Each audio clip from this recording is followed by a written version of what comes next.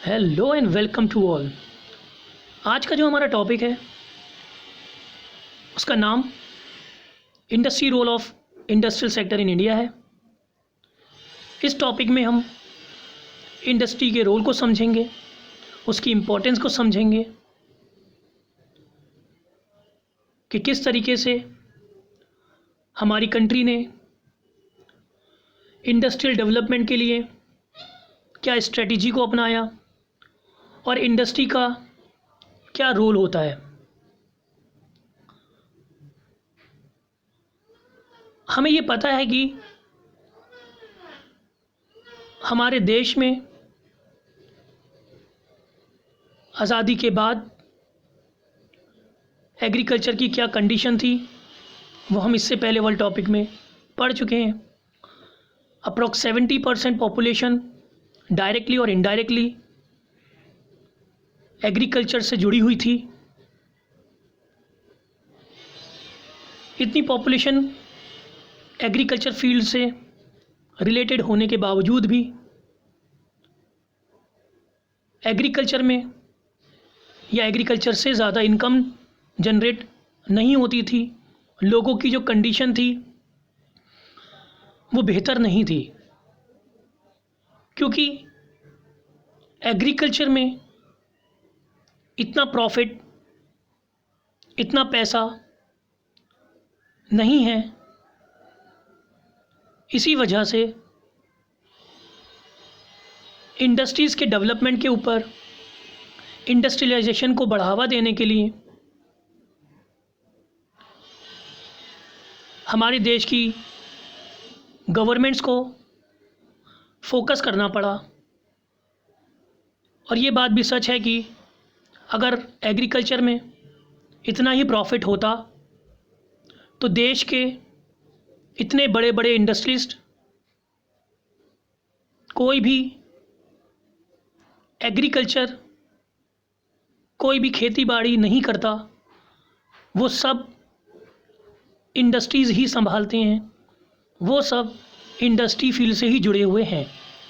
चाहे हम धीरू भाई अंबानी की बात कर लें, चाहे हम रतन टाटा की बात कर लें, चाहे हम बिरला की बात कर लें, ये सब इंडस्ट्रीज़ से ही प्रॉफिट कमाते हैं और अपने आप को आज हमारे देश की टॉप मोस्ट इंडस्ट्रियलिस्ट में लिस्टेड है। तो चलिए हम आज टॉपिक स्टार्ट करते हैं, industry role of industrial sector in India. Industrialization is important for overall growth of a country.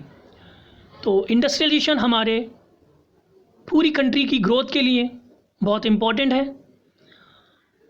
और इंडस्ट्रियलाइजेशन की क्या इम्पोर्टेंस है उसको हम यहाँ कुछ दिए हुए पॉइंट्स में डिस्कस करेंगे। पहला पॉइंट है प्रोवाइड्स एम्प्लॉयमेंट प्रोसेस। तो इंडस्ट्रीज़ एम्प्लॉयमेंट को बढ़ावा देती हैं, एम्प्लॉयमेंट को जनरेट करती हैं, जिससे हमारे देश में एम्प्लॉयमेंट की अपॉर्चुनिटीज़ बढ़ती हैं और अनएम्प्लॉयमेंट कम होता है, लोगों को रोज़गार मिलता है। सेकंड पॉइंट है raises national income. Industries से प्रोडक्शन होता है, इंडस्ट्रीज सेक्टर्स में जो जुड़े हुए लोग होते हैं, वर्कर्स होते हैं, उनकी इनकम जनरेट होती है। जो इंडस्ट्रीज से गुड्स प्रोड्यूस होता है वो मार्केट में बिकता है, चाहे वो हमारी डोमेस्टिक मार्केट कहें या उसको हम एक्सपोर्ट कहें। उससे इनकम जनरेट होती है, जिससे हमारी नेशनल इनकम इंक्रीज़ होती है, नेशनल इनकम रेज होती है। थर्ड है हमारा impart dynamism to growth. Growth जो है वो डायनामिकली चेंज होती है, यानी कि हमारी ग्रोथ को एक डायनामिक चेंज मिलता है। हमारे इंडस्ट्रीज़ के थ्रू जीने की हम लोगों को एक जीवन जीने का एक नया तरीका मिलता है, उससे हमारी ग्रोथ होती है। फॉर एग्ज़ाम्पल, अगर सिर्फ हम एग्रीकल्चर में ही लगे रहते तो हमारे लाइफ का क्या एम होता? हम सिर्फ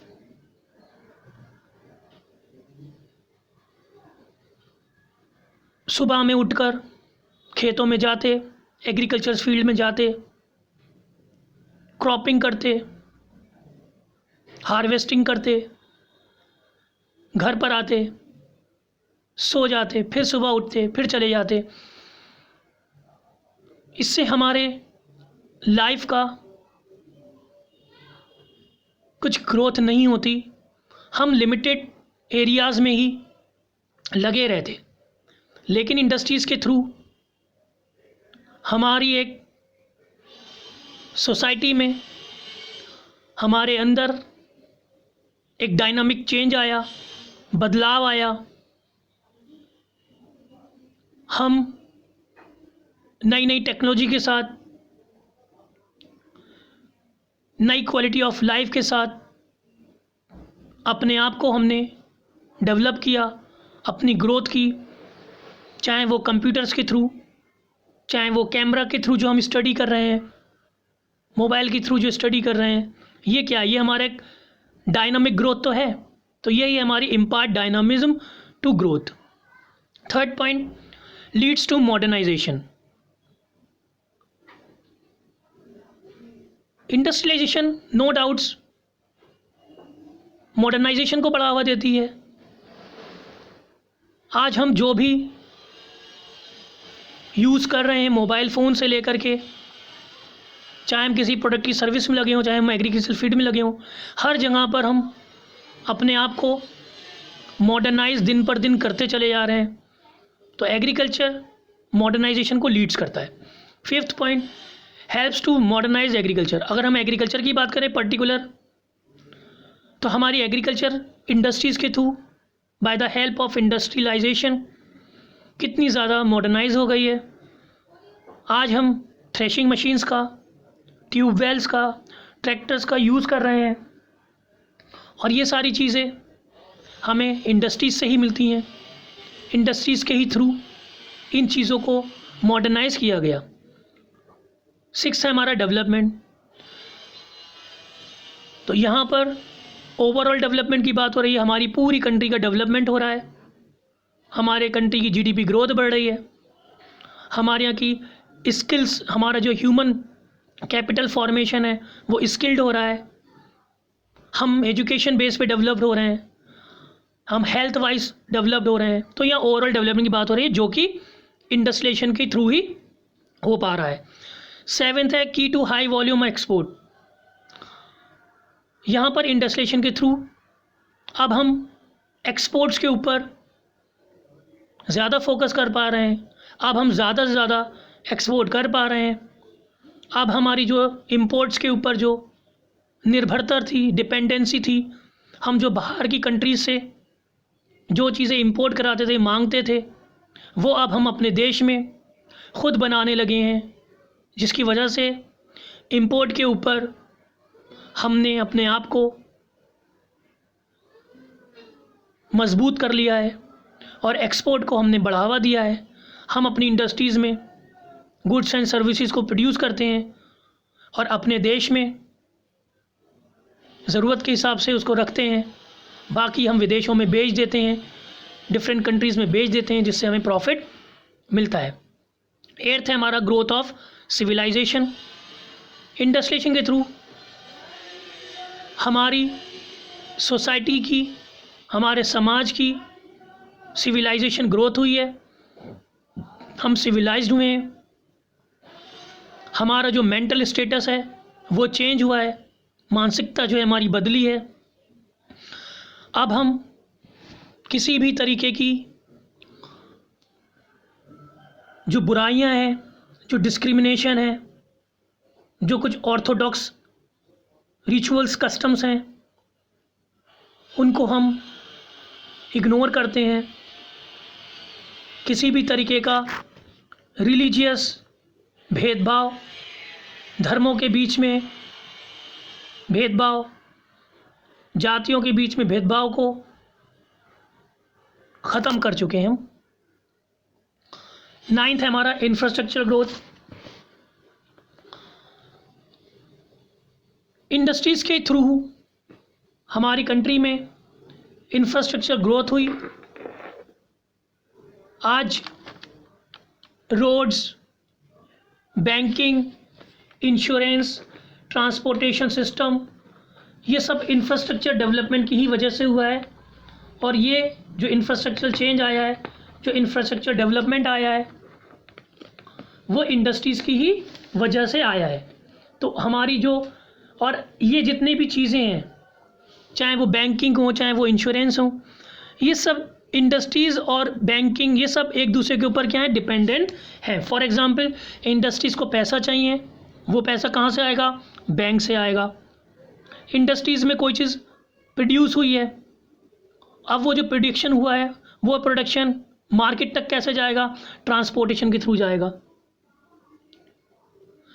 तो इसकी वजह से हमारा इंफ्रास्ट्रक्चर ग्रोथ भी हुआ है। तो जहाँ पर इंफ्रास्ट्रक्चर ग्रोथ होगा, जाहिर सी बात है वहाँ पर इंडस्ट्रीज़ बेहतर होंगी, जहाँ पर इंडस्ट्रीज़ बेहतर होंगी वहाँ पर इंफ्रास्ट्रक्चर ग्रोथ भी होगा।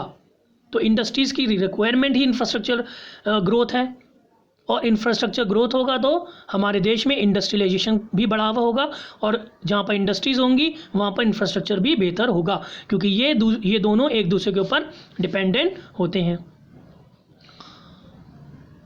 नेक्स्ट है हमारा इंडस्ट्रियलाइजेशन। तो इंडस्ट्रियलाइजेशन ज़्यादा से ज़्यादा इंडस्ट्रीज़ को इंक्रीज़ करना, इंडस्ट्रीज इंक्रीज़ होंगी तो वो प्रोसेस हमारा इंडस्ट्रियलाइजेशन कहलाएगा, और इंडस्ट्रियलाइजेशन की वजह से हमारे देश की ग्रोथ बढ़ेगी। तो इंडस्ट्रियलाइजेशन हमारा इस तरीके से हमारे देश की इकोनॉमी को बढ़ाने में रोल इम्पॉर्टेंट प्ले करेगा। अब इंडस्ट्रियल सेक्टर्स हमारे लिए नेसेसरी है, हमने उसकी इम्पोर्टेंस पढ़ ली कि क्या इम्पोर्टेंस है। तो हमारी इंडिया में इंफ्रास्ट्रक्चर को कौन पार्टिसिपेट करेगा, तो हमारे देश में 1950 में जब प्लान हुआ, प्लानिंग कमीशन बना, तो उस प्लानिंग कमीशन ने इंडस्ट्रियलाइजेशन की इम्पोर्टेंस को ध्यान में रखते हुए इस बात के ऊपर सोच विचार किया कि इंडस्ट्रियलाइजेशन या इंडस्ट्रीज़ की ग्रोथ ज़रूरी है हमारे देश में, लेकिन वो इंडस्ट्रीज़ की ग्रोथ को कौन पार्टिसिपेट करेगा, यानी कि उस इंडस्ट्रीज़ की ग्रोथ को प्राइवेट सेक्टर के हाथों में दिया जाए या गवर्नमेंट सेक्टर्स के हाथों में दिया जाए। तो फाइनली इस बात के ऊपर फाइनल डिस्कशन आया, फाइनल रिजल्ट आया कि इंडस्ट्रीज़ को या इंडस्ट्रियलाइजेशन को गवर्नमेंट या पब्लिक सेक्टर्स ही अपने हाथों में रखे, वही इसकी ग्रोथ को देखे। तो आज़ादी के बाद ऐसा क्यों हुआ, गवर्नमेंट ने अपने हाथों में इंडस्ट्रियलाइजेशन को या इंडस्ट्री सेक्टर को अपने हाथों में क्यों लिया? क्योंकि जो ब्रिटिशर्स थे उन्होंने हमारे देश को लूटा। उसके बाद जब हम आज़ाद हुए तो हमारे देश की कंडीशन इतनी अच्छी नहीं थी, हमारे पास इतना पैसा नहीं था, ना ही हमारे देश में उस समय को इतनी बड़ी बड़ी प्राइवेट इंडस्ट्रीज़ थी। गिनती के 2 इंडस्ट्रीज़ थे, उनके पास भी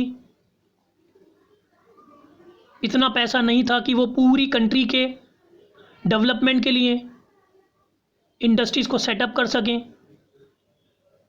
इसी वजह से इस बात को ध्यान में रखते हुए गवर्नमेंट को ये इनिशिएटिव लेना पड़ा कि इंडस्ट्रीज़ को उसको अपने हाथ में रखना पड़ा और इंडस्ट्रीज़ के डेवलपमेंट को खुद से करने के ऊपर विचार किया। चलिए तो हम देखते हैं कि रोल ऑफ पब्लिक सेक्टर्स या role of government sectors, industries को बढ़ाने के लिए गवर्नमेंट का क्या रोल था, अब हम उसको डिस्कस करते हैं। Role of public sector, direct intervention of the state was considered essential in view of the following factors. तो स्टेट्स यानी कि हम गवर्नमेंट को कह रहे हैं। तो अभी हमने देखा कि गवर्नमेंट ने डायरेक्ट इंटरवेंशन लिया, यानी कि प्राइवेट सेक्टर्स को बढ़ावा देने के लिए या प्राइवेट सेक्टर्स को ग्रोथ करने के लिए गवर्नमेंट ने डायरेक्ट पार्टिसिपेशन किया। क्यों किया? पहला point, lack of capital with the private entrepreneur. जैसा कि मैंने अभी आपको बताया कि लैक ऑफ कैपिटल यानी कि जो कैपिटल था, जो पैसा था, उसकी जो थी वो कमी थी, क्योंकि प्राइवेट सेक्टर के पास कैपिटल की कमी थी। बिकॉज हमारे पास आज भी इस तरह के इंडस्ट्री, यानी कि हम उस समय की बात कर रहे हैं कि उस समय 1950 से लेकर के 1947 के बाद 1950 से लेकर के 1990 के बीच में इतने बड़े बड़े इंडस्ट्रीज नहीं थे कि वो पूरी कंट्री की ग्रोथ को कर सकें या इतना पैसा लगा सकें, इतनी बड़ी बड़ी इंडस्ट्रीज सेटअप कर लें। सिर्फ टाटा और बिरला ये दो इंडस्ट्रीज थे, ऐसे ही दो इंडस्ट्रीज थे, और इन दोनों के पास इतना सफिशिएंट मनी नहीं था, इतना सफिशिएंट पैसा नहीं था कि वो इतने बड़े लेवल पर अपनी इंडस्ट्रीज़ को डेवलप कर सकें। तो lack of capital with the private entrepreneur, कि जो प्राइवेट एंटरप्रेन्योर थे, जो प्राइवेट बिजनेसमैन थे, उनके पास इतना कैपिटल नहीं था, उनके पास इतना पैसा नहीं था कि वो पूरी कंट्री के डेवलपमेंट को, इंडस्ट्रियल डेवलपमेंट को फोकस कर सकें। नेक्स्ट है हमारा lack incentive among the private entrepreneur demand due to limited size of the market. इसका मतलब क्या है कि जो पहली बात तो गवर्नमेंट ने सब कुछ अपने हाथों में रखा है ना, इंडस्ट्री गवर्नमेंट ने सब कुछ अपने हाथों में रखा। तो अगर प्राइवेट कोई इंडस्ट्रियलिस्ट यहाँ पर बिजनेस करना भी चाहे तो उसको उतना प्रॉफिट नहीं मिल पाता। अब क्योंकि प्राइवेट जो इंडस्ट्रीज होते हैं, जो ओनरशिप होती है, प्राइवेट ओनरशिप, वो प्रॉफिट मेकिंग के ऊपर ही फोकस करते हैं। लेकिन ना तो उस समय हमारे देश के पास इतना एम्प्लॉयमेंट था, ना ही लोगों के पास इनकम थी, ना ही डिमांड हो पा रही थी, जिसकी वजह से जो प्राइवेट ओनर्स थे, प्राइवेट बिजनेसमैन थे, उनको इस बात की भी चिंता थी, अगर हमने अपना पैसा इंडस्ट्रीज़ में लगाया तो हमें उसके बदले प्रॉफिट नहीं हो पाएगा, हमें इस बिज़नेस में या हमें इस इंडस्ट्रीज़ में उतना इंसेंटिव नहीं मिल पाएगा।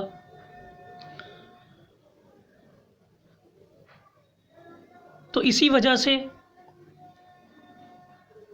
जो प्राइवेट ओनर्स थे उन्होंने इन्वेस्टमेंट या वो इन्वेस्टमेंट नहीं कर सकते थे बिकॉज ऑफ लो इंसेंटिव्स,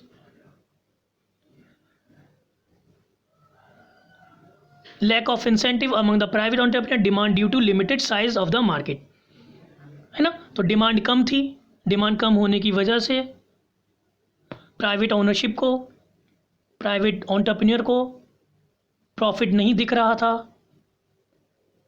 उनको इंसेंटिव नहीं मिल पाता।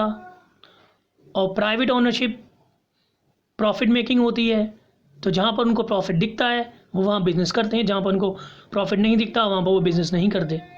इसलिए गवर्नमेंट ने इसको अपने हाथों में रखना चाहा।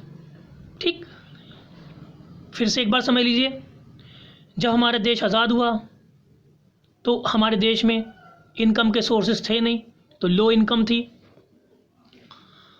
जब इनकम नहीं होगी, लोगों के पास पैसा नहीं होगा, तो लोग डिमांड क्या करेंगे?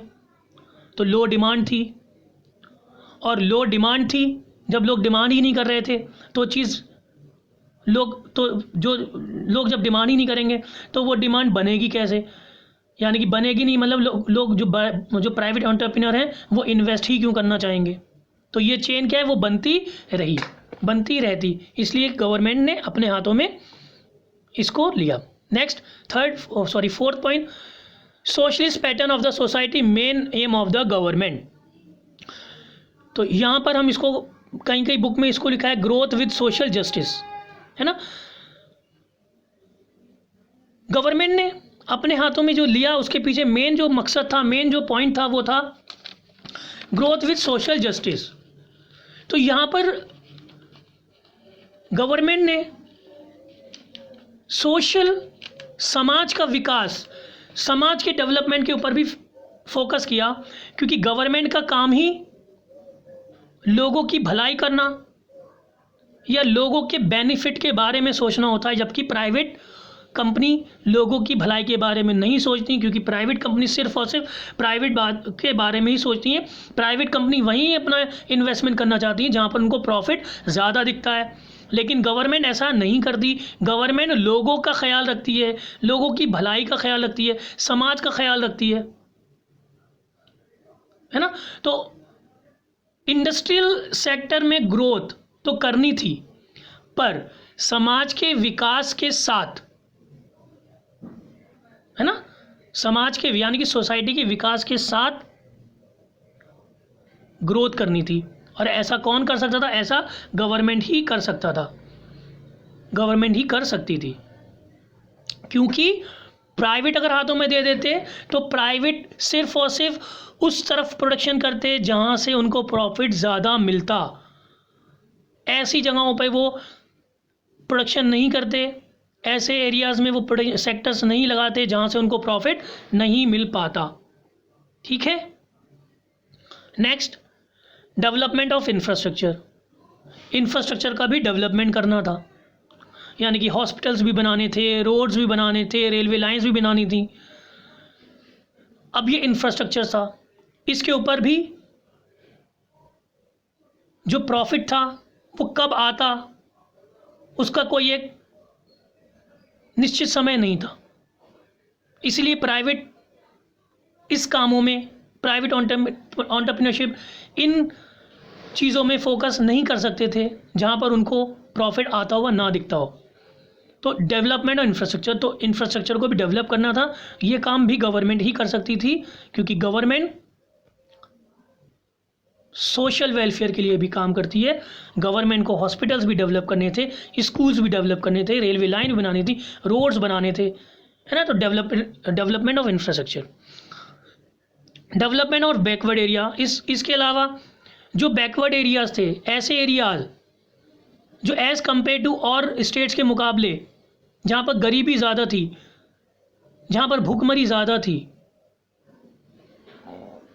जहाँ पर प्रोडक्शन कम हो पाता था, उसकी तरफ भी ध्यान देना गवर्नमेंट की जिम्मेदारी थी। तो उस एरिया का डेवलपमेंट करना भी गवर्नमेंट को ही करना था। इसीलिए गवर्नमेंट ने इंडस्ट्री सेक्टर्स को अपने पास रखा, अपने हाथों में रखा। टू प्रमोट इंपोर्ट सब्स्टिट्यूशन, है ना। और लास्ट, इंपोर्ट सब्स्टिट्यूशन को प्रमोट करना, यानी कि ऐसी स्ट्रेटजी को अपनाना जिससे अब तक हमारी कंट्री में जो भी चीज़ें इंपोर्ट हो रही थीं, उन इंपोर्ट होने वाली चीज़ों का एक सब्स्टिट्यूट मिल जाए और हम वो चीज़ बाहर से ना मंगा पाए, बल्कि हम अपनी कंट्री में ही वो गुड्स या सर्विसेज प्रोड्यूस कर सकें, जिससे जो हमारे देश का पैसा बाहर जा रहा था वो पैसा बाहर ना जा पाए और हमारे ही देश में वो चीज़ प्रोड्यूस हो जाए और हमारा पैसा भी बच जाए और हमारी ज़रूरत भी पूरी हो जाए, और बाद में वही प्रोडक्ट अगर हम इतने सफिशिएंट हो जाते हैं कि हम अब उसका प्रोडक्शन ज़्यादा कर सकते हैं, तो हम वही प्रोडक्ट बाहर भी बेच सकते हैं, एक्सपोर्ट भी कर सकते हैं, जिससे हम ज़्यादा प्रॉफिट अर्न कर सकते हैं। ओके, तो that's it for today's video. Next lecture में हम इंडस्ट्रियल पॉलिसी रेवोल्यूशन को पढ़ेंगे। तब तक के लिए टेक केयर, बाय बाय।